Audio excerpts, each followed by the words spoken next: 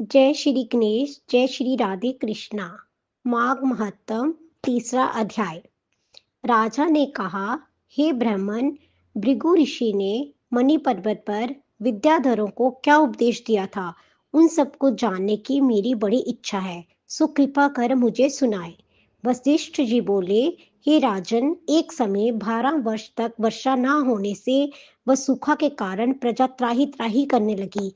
तप और वेद पाठ भी रुक गए। पृथ्वी पर फल, फूल, अन्न और जल का पूरी तरह अभाव हो गया। तब भृगु को अपने आश्रम को त्याग कर अपने शिष्यों के साथ हिमालय पर्वत पर चले गए।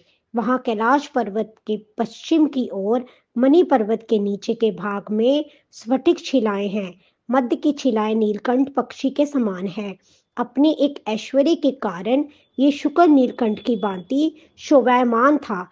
उसके नीचे स्वर्ग में खाला थी। इस छवि के कारण वह पीताम्बरधारी कृष्ण की तरह सुशोभित होता था। उसमें से एक दिव्य ज्योति निकलकर आसपास के वातावरण को शोभायमान करती रहती थी। पर्वत की कंदराओं से किन्नरियां तान उड़ाती घूमती रहती थी। सूर्य की किरणें पड़ने पर पर्वत की शिलाओं से इंद्रधनुष के रंग की किरणें दिखाई देती थी।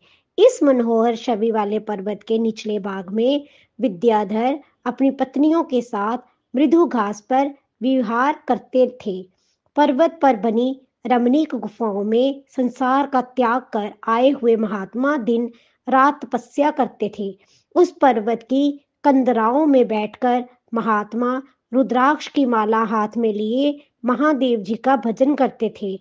चारों ओर का वातावरण सुंदर एवं शांत था। झरनों से गिरने वाला जल कल कल शब्द करके बहता रहता था।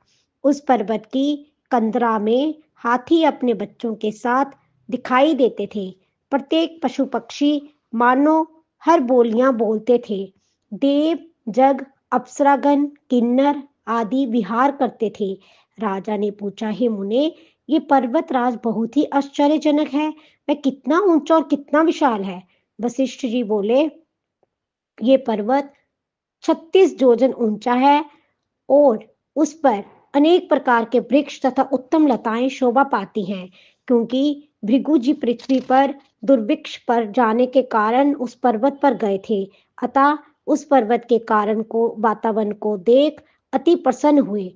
उन्होंने उसी पर निवास करने का विचार किया। एक सुंदर कंदरा में वह निवास करने लगे और भृगु जी तपस्या करने लगे। अध्याय तीसरा संपूर्ण। जय श्री कृष्ण।